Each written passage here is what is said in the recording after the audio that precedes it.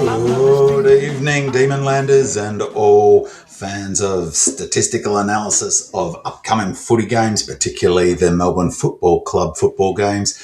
It's Thursday night, so this is the League Team edition of Binman's Stats File Preview podcast, previewing the massive match tomorrow night at the MCG, the D's versus the Cats. Surely the biggest game the Demon Footy Club, the Melbourne Footy Club, has had probably since the 23 finals. I'll put that out of my mind, that horrible loss to the Blues. This is going to be a massive game. Cannot wait. Absolutely pumped for it, as the club is, I think. Just to hear King talk about this game. We are set for this game, absolutely no doubt. Long-term planning has been for this game. We will be, apart from our injuries, which I'll get into a little bit, we'll be cherry ripe. I'm totally confident about that. Cannot wait for it. This is, as I say, arguably the biggest game the Melbourne Footy Club has had in 3 years. Cannot wait. Hopefully 60, 70, 80,000 people at the G. Get along, Demons fans, and be that 19th player or the 24th player. I'm Binman. As I say, this is the Stats File Preview podcast. Before I go any further, I'd like to acknowledge the traditional owners of the land on which I'm recording this podcast, the Boonwurrung people, and the traditional owners of the lands on which you are listening to this podcast. Pay my respects to elders, past and present, and emerging leaders.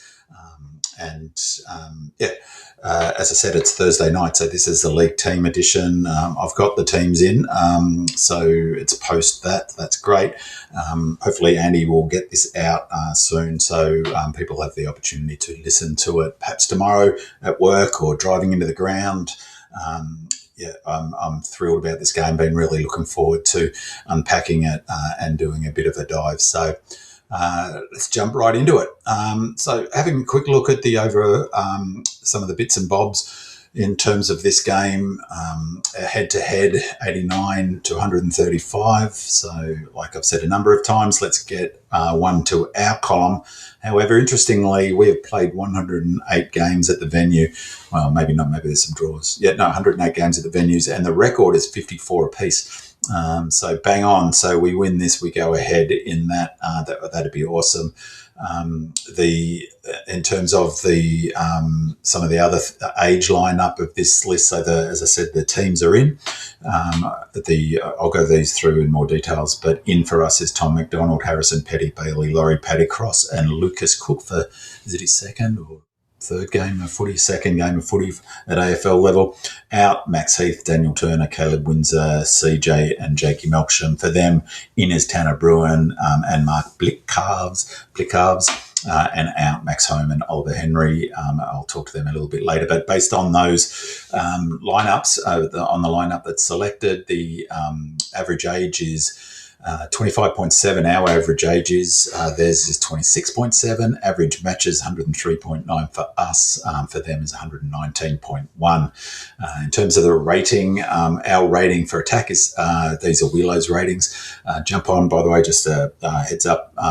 Most, but not all of the data I speak to during the Stats File Preview podcast and the Stats File on the Demonland podcast, fair chunk of it are from Wheelo Ratings. I'd like to shout out for him. Just an awesome website, just brilliant. So Google Wheelo Ratings. There's tennis if you're into that, which I'm not, but there's plenty of football-related stuff, AFL stuff, NBL as well, and I said tennis. So, it's just a treasure trove of information, really navigable, and it's become a really fundamental part of my football experience. So huge thanks to Wheelo. These ratings are Wheelo's ratings, his special source. So they track somewhat similar to Champion Data in the sense that some of the modelling has got similar sort of similarities to Champion Data, but they're not exactly the same. However, some of the other data, so most of the data I speak to is Wheelo Ratings, but a big chunk of it is data that I've Champion Data predominantly that I've hoovered up from various sources, from 360 sometimes, or First Crack, the preview show, SEN, it's thrown out there, and I collect it like a magpie bowerbird, wash my mouth out, a bowerbird. attacking rating, Geelong are 11.6, so an excellent attacking side. We're 8.1. Defence, they're 3.3. We're 2. It's just been brilliant. I've been talking about this for a number of weeks now, but round 10 we were in the negative for our defensive rating. So overall we're plus 10. Overall they're 14.9. We are on an upward trajectory in terms of our rating. It's really improved significantly in the last 6 or 7 weeks, and it's improved on the back of our significantly improved defensive work. Super impressive, as I've been talking about for the last few weeks. That's the sort of a quick summary of some of the high level stuff for Wheelos, but I'll just run through some of the key, some of the key team stats. I'll drill down in the stats or the keys to winning, but some of the higher level stuff, they've got us in a lot of areas, both in attacking and defence. Where we've got them in attack, the only one from Wheelos, we have the same number of shots per game, 29.1. We get 38.9 points per game from stoppage. They're 37.4. But geez, everything else is so remarkably similar. These two teams play a very similar game of footy. I'll unpack that in a bit as well, but our numbers are super similar as well. Our ratings are really similar. For instance, time in forward half is 51.9 to us, 52.1 to them. So both territory forward half teams. Contested possessions, probably one area that, I think I'm right in saying I heard on 360, perhaps it was, that in the last 6 weeks, we're number 1 in the AFL for contested possessions. And we're plus 3.8 differential over our opponents per game. They're plus 1.9, so twice as many. That's statistically, I guess, a bit of a funny one, but we get more contested possessions than our opponents than Geelong do. So, and that's really ticked up in the last 6 or 7 weeks. And clearances is the other key one, and I'll talk about these as definitely one of the key stats or the keys to winning. We're plus 1.7 differential over our opponents for clearances. They're minus 1.8. That's going to be a huge part of this game, and I'll be fascinated to see what Chris Scott does in terms of mitigating our strength in that space. Attacking points, almost the same, 98.1 they are. We're 97.7. We're ticking back up. Our transition numbers are similar. A lot of our numbers are really similar. So they shade us in a lot of these, but it's so marginal that, these teams are very well evenly matched. In defence, and I think this game is going to be a lot about defence, I think. So in terms of defensive ratings, they're averaging 84.4 against. We're averaging 89.1, and keep in mind, round 10, I think that was 100. So it's come down in, 7-8 games, 10 points. That's massive. That is massive. So they defend turnover super well, 48.2. We're 50.3. We give up on turnover. They defend stoppages much better than us, so they're only giving up 31.9 points a game. For stoppages, we're giving up 35.7 points per game. So, that's a strength of theirs for sure. So shots are roughly level. Scores for inside 50 is roughly level as well. Both attacking and defending. So numbers are very, very, very similar. So in terms of some recent form for our 2 previous games, so the last 2 matches between us. Last year, this is a 3rd year in a row that we've only played them once. So in April 25, so it's a long time since we've played them. They beat us 85-46, and in round 4 and round 8 in 24, we beat them at the G. 74-66. So in terms of the form for both these two teams, of course, we beat the Roos last week. Before that, the Tigers. We've won 4 of our last 5. Before that, the Hawks. And we got rolled by Adelaide. And we got over the top of the resurgent Essendon, so 95-50 in that game. So 4-1 in the last, I think we're even 5-1, is that right? 5-1 in their last 6 games, but 4 of the last 5. Whereas the Cats, they're 3 losses, 2 wins in the last 5.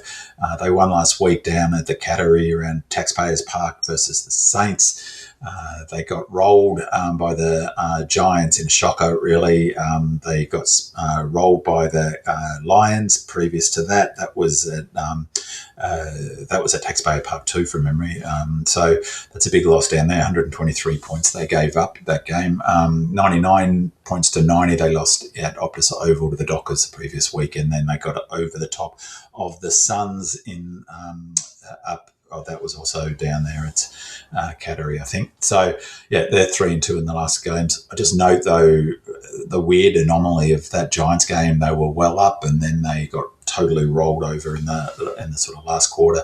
Ditto, they were well up at some point in the Lions game as well. So they're a funny team in terms of where they're at. They're definitely a danger team, it goes without saying. So in terms of their last 5 games, just some sort of numbers for their last 5 games. In our last 5 games, we're averaging 97 points.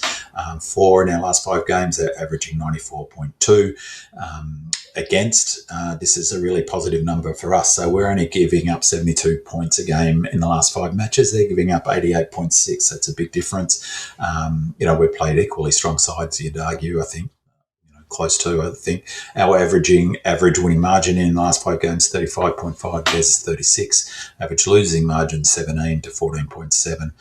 This one's interesting, and I think it speaks to our defensive work, our improved defensive work, and there's perhaps, hopefully, sort of a question mark over their defensive work. So average total match points, the combined total of both teams over the last 5 matches for us is 169.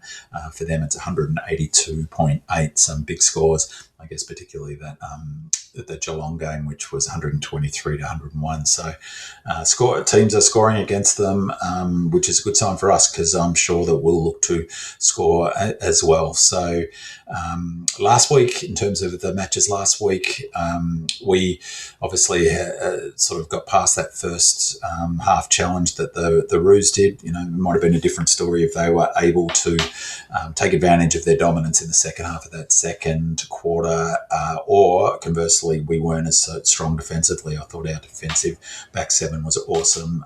In fact, that's why I think we won that game. Also, our ability to put score on the board quickly, I think that was another big factor. So we won that game 92-76, 5 wins from our last 6. That's right. So Cos was dynamic. He had 29 disposals, 723 metres gained, a goal. Tommy Sparrow, who I pumped up on the preview pod last week, good timing for that pump up.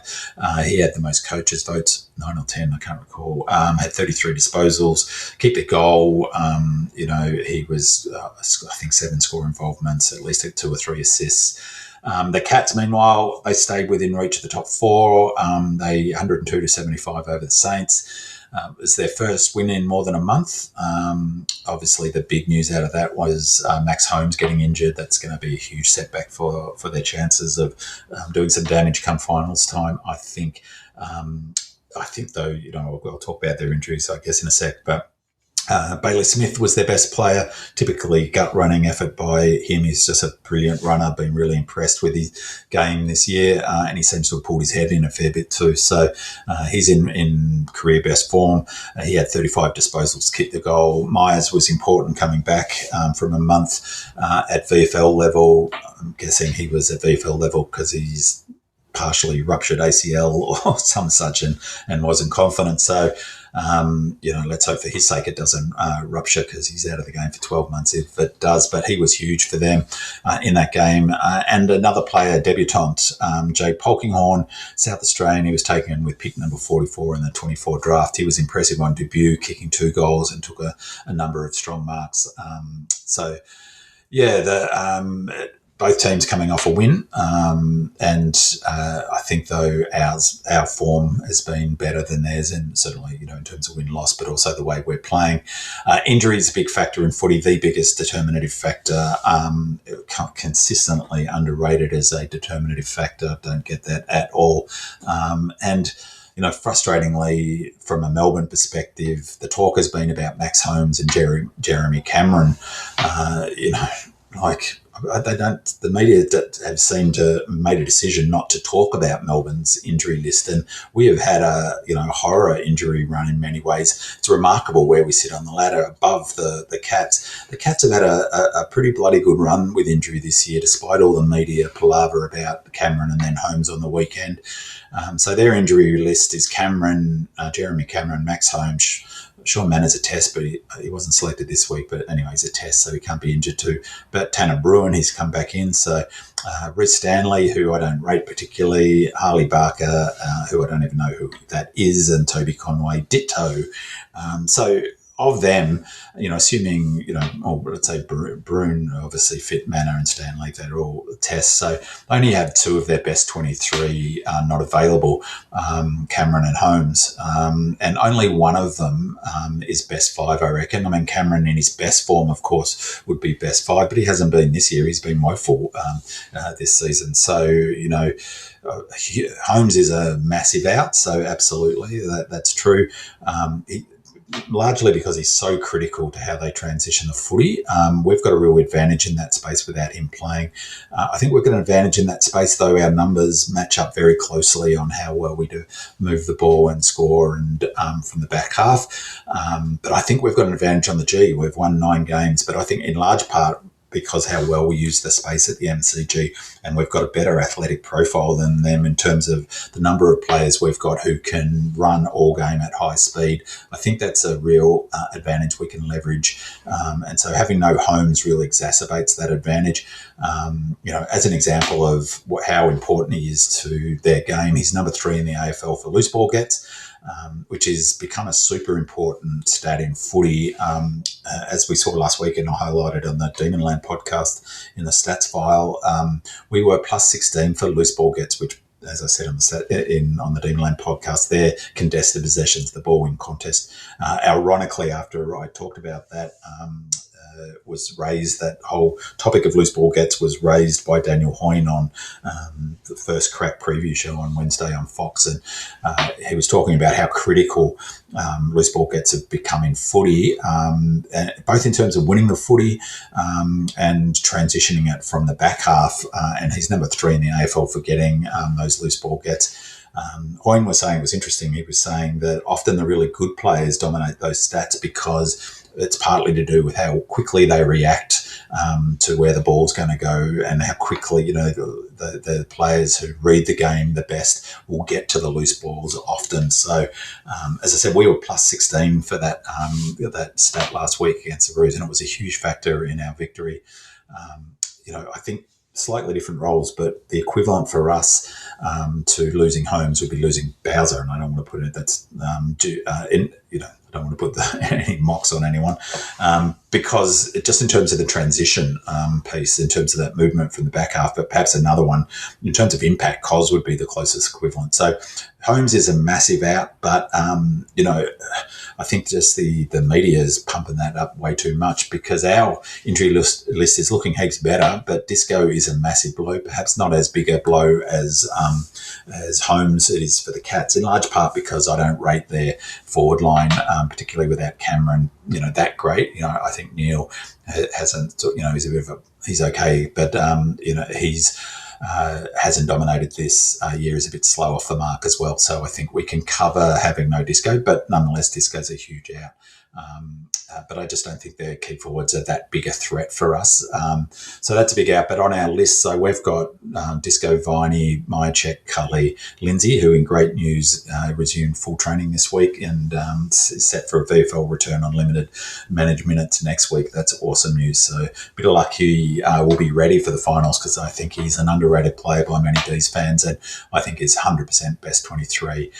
AMW, I won't, for the sake of this argument, count him as best 23 coming off his second ACL. So we've got 1, 2, 3, 4. We've got 5 of our best 23 out. They've only got 2, albeit probably Disco would be close to one of our top 5 players. So yeah, so we're probably they're a little bit better off injury wise, but it'll be interesting to see how they go covering for Holmes's unfortunate injury. So on selection, I made these notes before I saw the selection, so I'm going to go to them because my friend has been bagging me how inaccurate my guesses are. So this week, my guess was that in terms of who would come in, that I guess that Disco be out, CJ was to be confirmed, but I thought Melk would come out, I thought Heath would come out, and Maxi would ruck solo. I said I'd be in my notes that I'd be shocked. I wouldn't be shocked if Fitzy comes out, and that on Demon Land, Ghost Rider. Shout out to Ghost Rider for excellent efforts down at Track Watcher and All Things Demon Army. Reports that Windsor might have a groin injury, wasn't at the captain's run.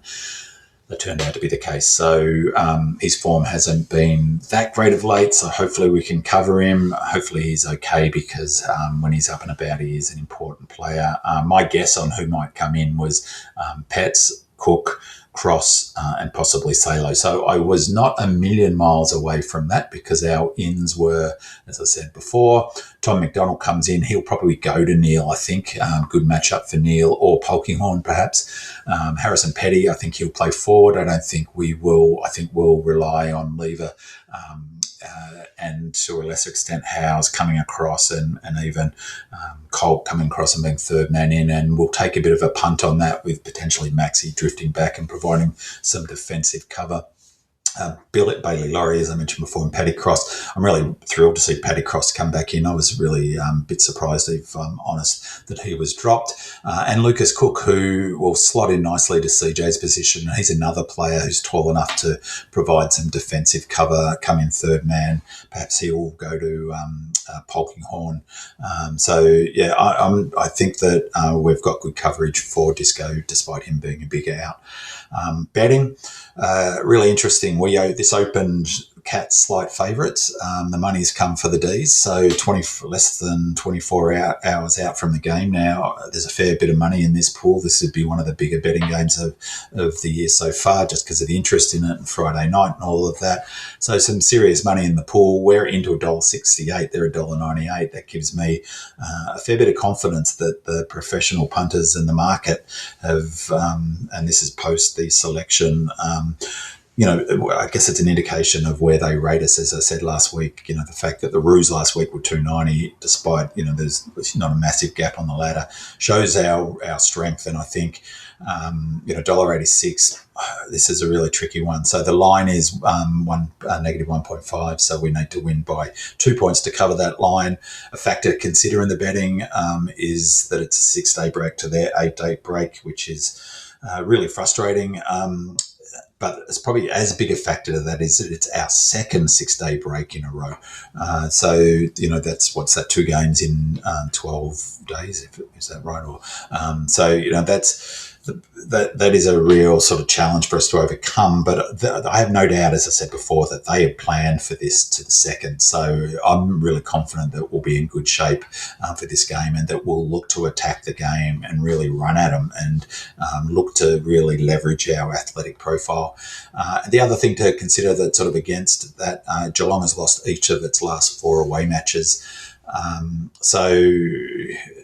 terms of, as I've said before, I don't bet on Melbourne games, but if I were to, I'd probably look to go the total match point bet and overs. The total match point's 176.5, but the conditions are going to be good for footy. Both teams like to attack. I think they're number 3 for points for, we're number 4 or 5, something like that. Both like to put scoreboard pressure on.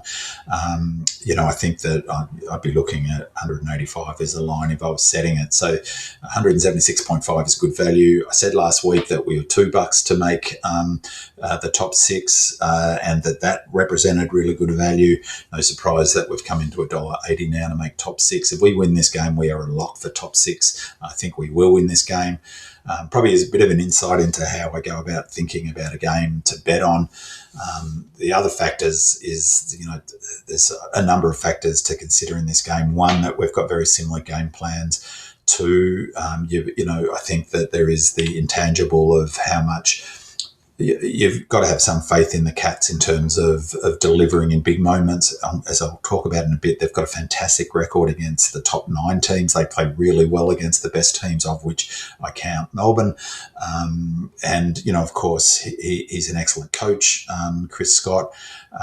He will have plans against that. Obviously, King knows those plans pretty well, knows how the Cats play. So he brings a lot of IP to the game, a unique advantage, I think. As I said, it's at the MCG. We've won 9. So I think if I was framing the market, I'd have that bang on even money bet. So it's not far off that.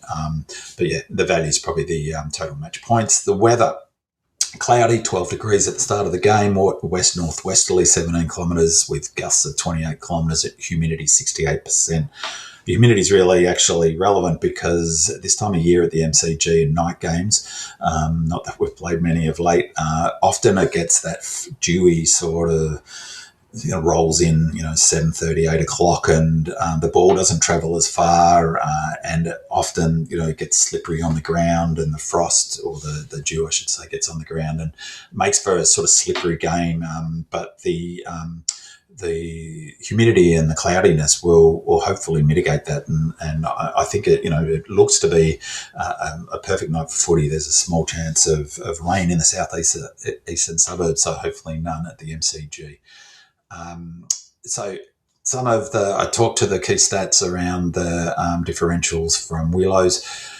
Some of the top 5 rated players I'll talk to just briefly around the Cats. So the Cats' top 5 players this season, hold on, I'll just bring that up. Let's have a look. Player rating. So this season, their top 5 rated players, no surprise, number 1 is Bailey Smith, 15.6, his rating this season. So Rhys Stanley is I said before, I didn't really rate him. His player rating belies that his rating is 15.4. Max Holmes, big out, 14.7. He's their 3rd rated player. Sean Manor, not selected.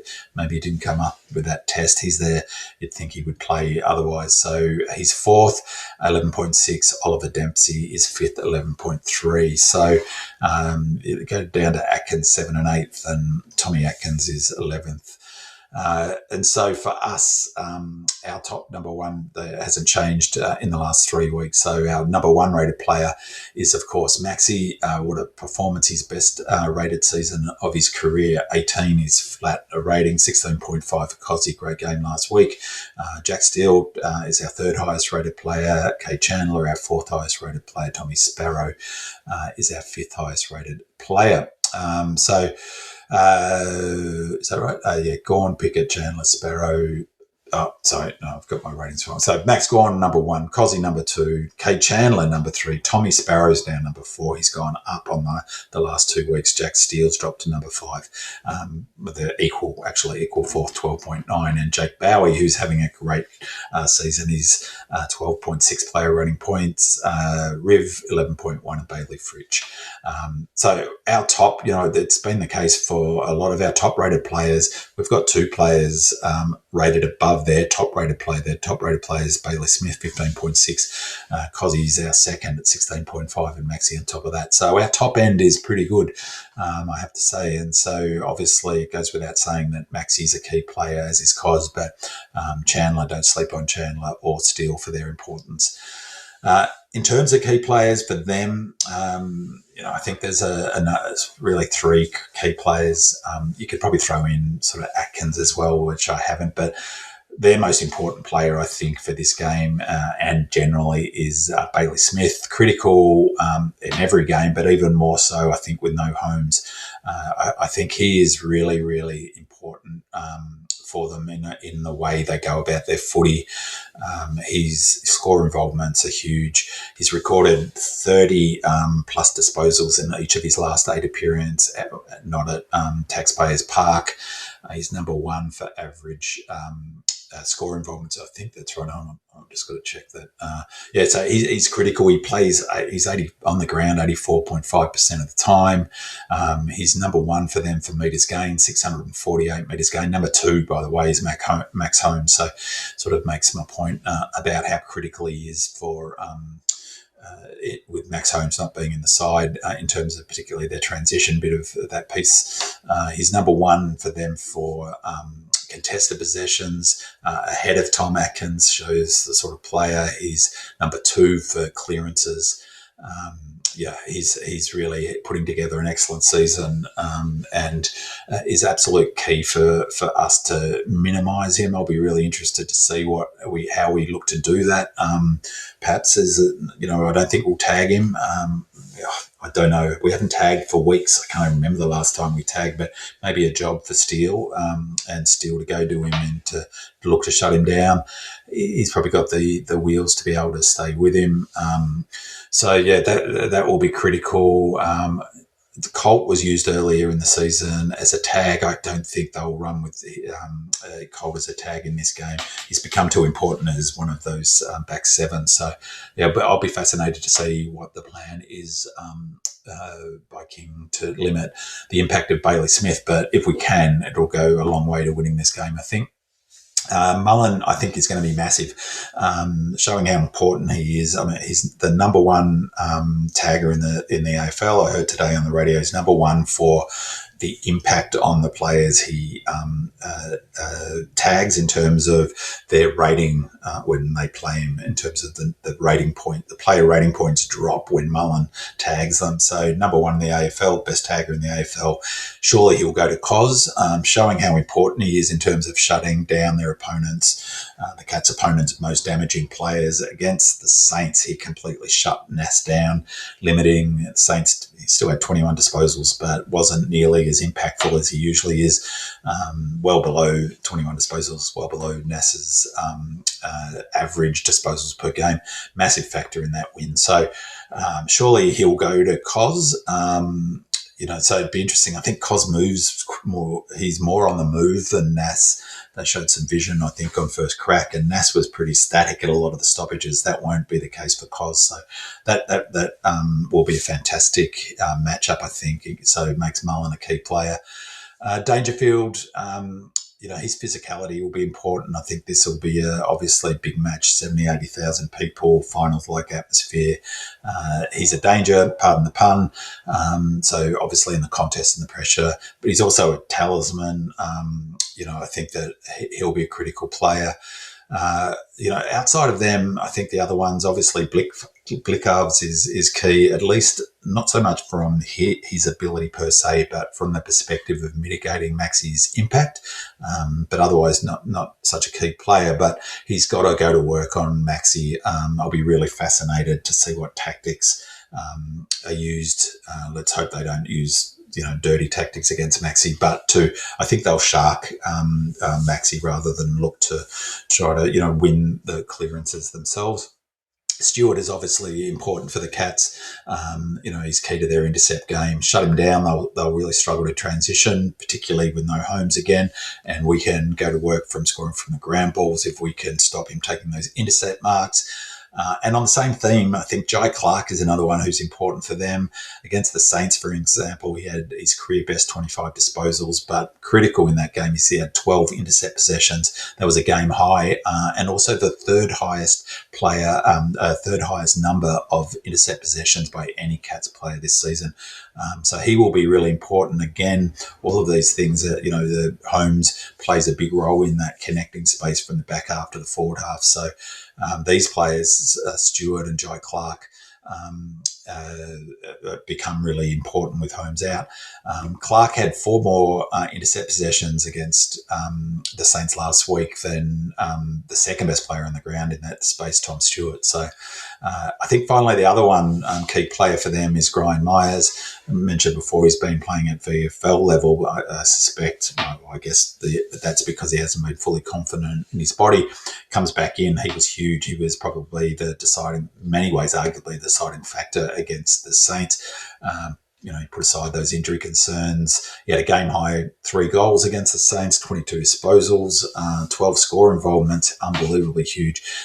And the Cats forward line looked so much more threatening with him back in the side. So he will be important as well.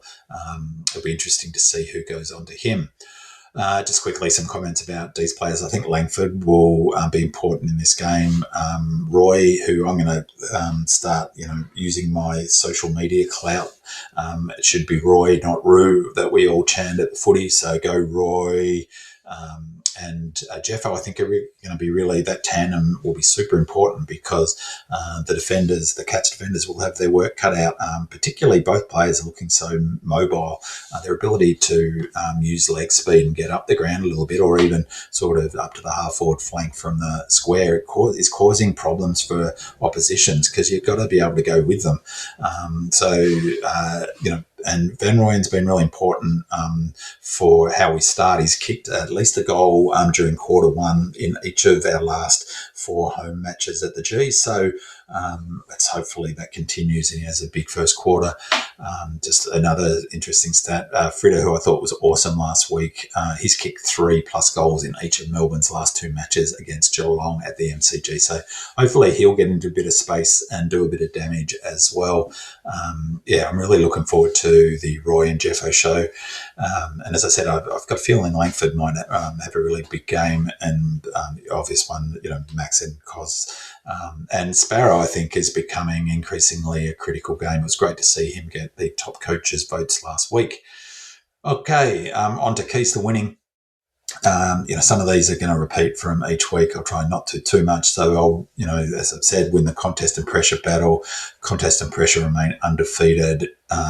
We are really ramping up in this space. King is making it increasingly clear we are a blue-collar team that aims to win the contest and pressure battle. So are the Cats. Very similar philosophies I spoke about on the Demonland podcast is, that sort of 2 types of coach, system versus strategy, and the continuum, say Goodwin in that 21-22 period on one end of the continuum and Chris Scott on the other. Well, King is definitely in that strategy on the end with that part of the continuum with Chris Scott.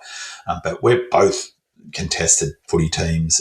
We're number 5 for average contested possession, up from 6 just 4 weeks ago. They're number 4. We are number 3 for forward half intercepts in the last 7 weeks, and we're in the bottom third for that for the first third of the season. So we're really ramping up that forward half footy and winning those intercepts in the front half. I heard, as I mentioned before, in the last 6 weeks, we've number 1 for average contested possession. So 5 over for the season, 6 a few weeks ago, but in the last 6 weeks, we're number 1. So we're really ramping up our contest and pressure at the moment. Another key to winning will be winning the clearance and stoppage battle, both the total number of clearances and the scores from those clearances. It'll be critical in this match, absolutely critical in this match, and arguably the contest and pressure battle will be the most. Clearance and stoppage battle will be not far behind it. Critical because both teams are low disposal, high metres gain, get it forward territory teams. So controlling territory will be key, and the best way to control territory is to win the clearance totals, to win more of those stoppages than the opponent, both centre clearances and around the ground stoppages. Evidencing that being low disposal territory teams, the Cats are number 2 for metres gained per game. We're number 3. The Cats are number 2 for inside 50s per game. I think we're number 3. I didn't write that one down. We're number, and so both territory teams, but in terms of centre clearances, we're number 2 behind the Lions in the AFL. They're number 4 for clearances per game. We're number 3 for contested marks per game. They're number 7 for contested marks. They're number 4 for average clearances per game. We're number 5. They're number 2 for scores from all stoppage. We're number 2 for scores from all stoppages. So I think that's up from 3. We're behind the Lions only in that, and ahead of Freo. That shows the company we're keeping. But they're number 4, so we're right up there, and so are they. and so, like in terms of that, we've got very similar numbers in both scores from stoppage and the number of stoppages where we win. Where we do have an advantage, we're number one for hit out to advantage in the AFL. They're number 12 to hit out for advantage. So hopefully we'll really leverage that. I wasn't surprised Max Heath got dropped, as I mentioned before. I thought he would be, and Maxie will go to work and he will basically ruck for most of this game and look to really leverage that advantage we've got in that the hit outs and winning those stoppages.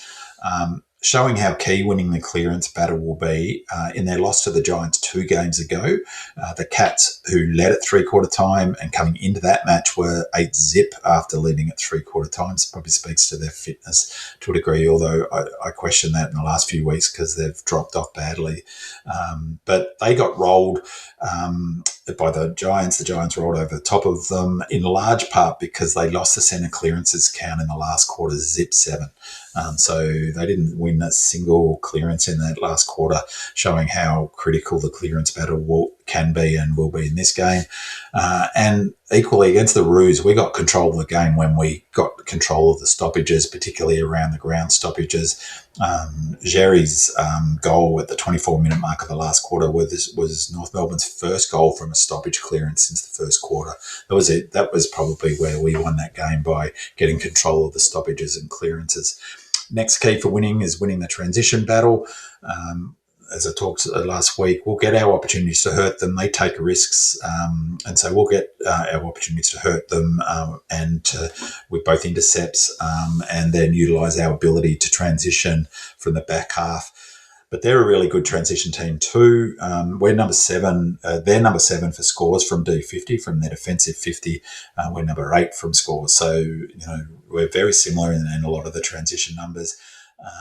Where we've got one advantage from our defensive half to scoring percentage, we're number 2 in the AFL, behind the Lions and above Freo. So again, in very good company.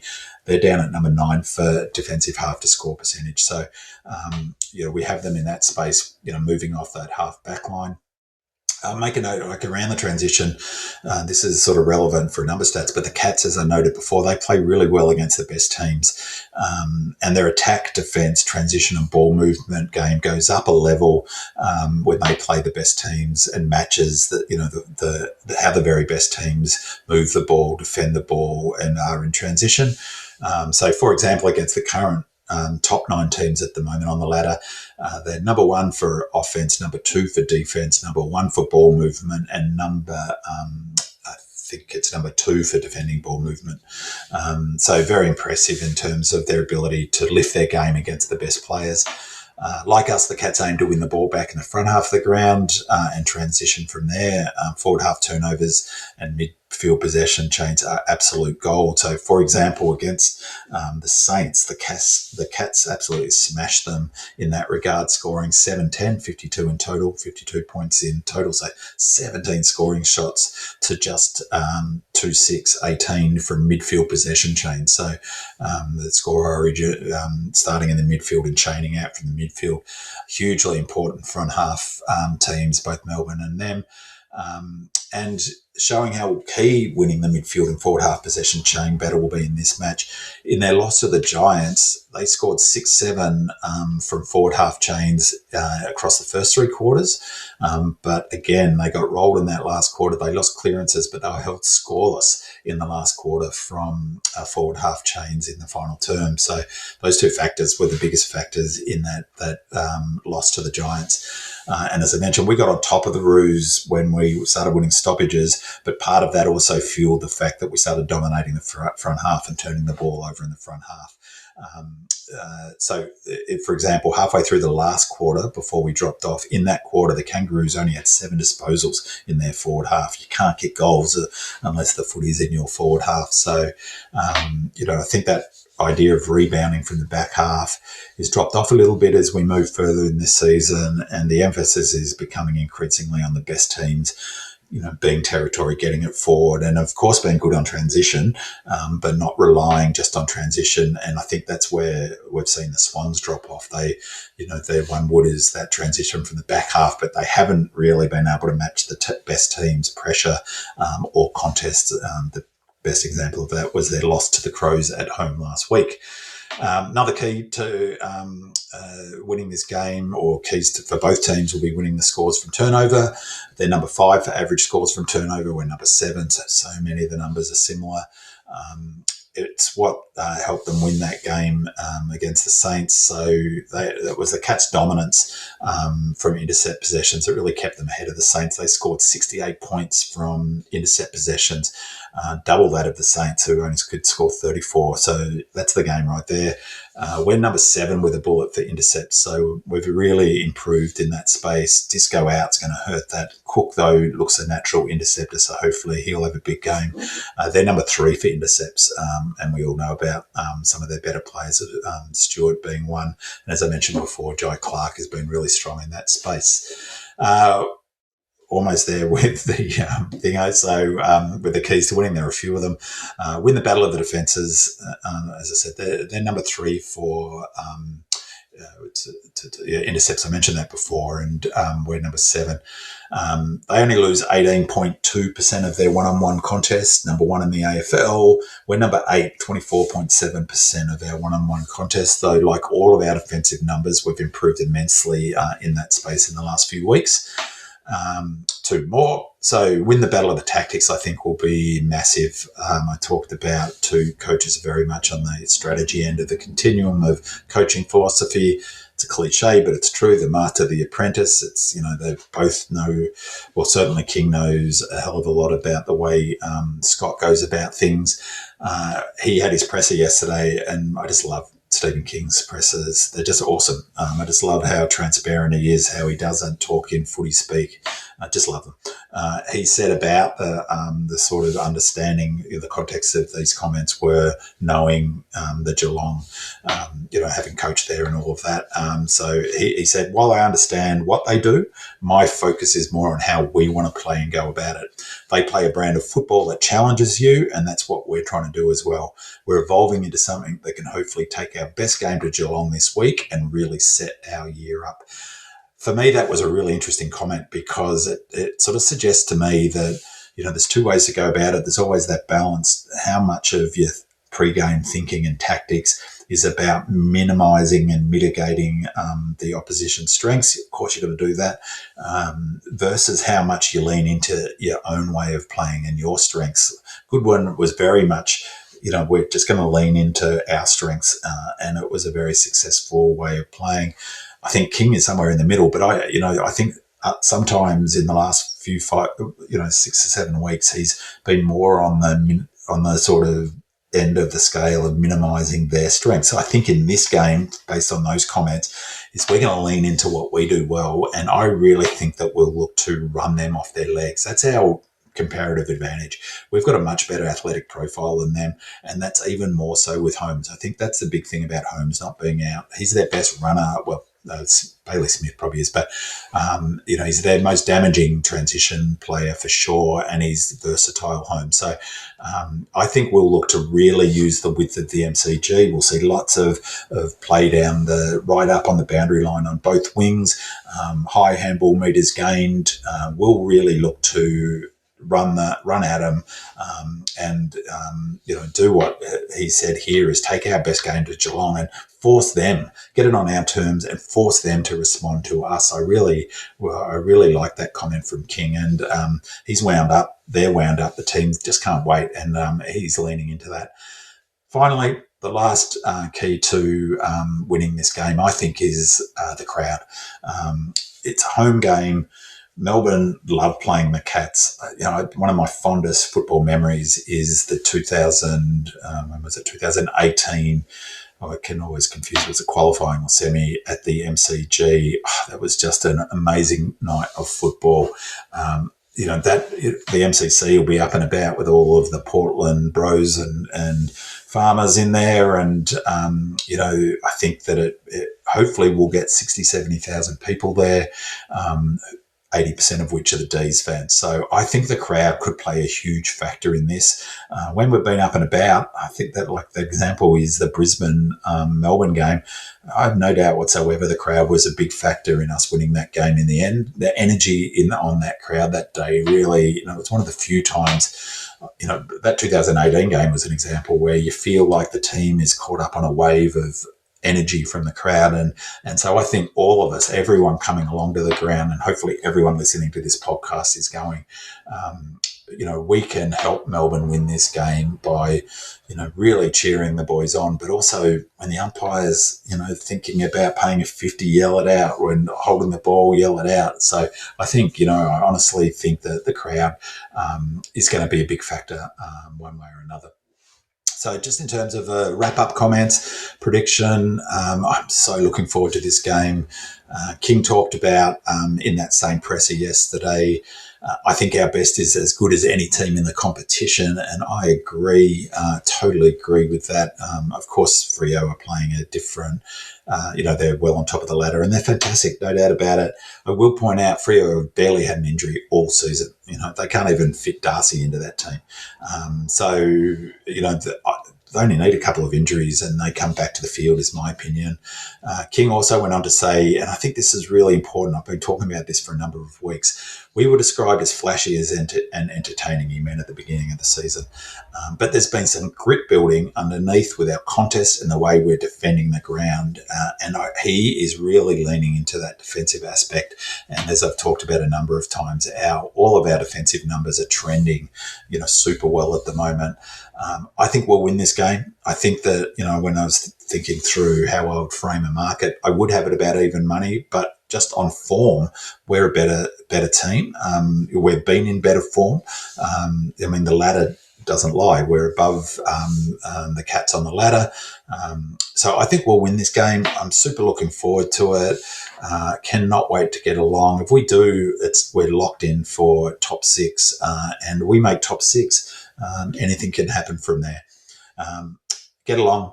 Cheer the boys, and I will speak to everyone again on Monday night when we review this game on the Binman podcast, and then I will be back for the preview podcast next week. Go D's, go Red Leggers! It's a grand old flag, it's a high-flying flag, it's an emblem for me and for you. Well, it's the emblem of the team we love, team of the red and the blue. Well, every heart beats true for the red and the blue as we sing a song for you. Should old acquaintance be forgot, keep your eye on the red and the blue. Well, the team played fine in the year 39. We're the team that no one can lick. Find us there after the final bell with the spirit of 1926. Well, every heart beats true for the red and the blue as we sing this song to you.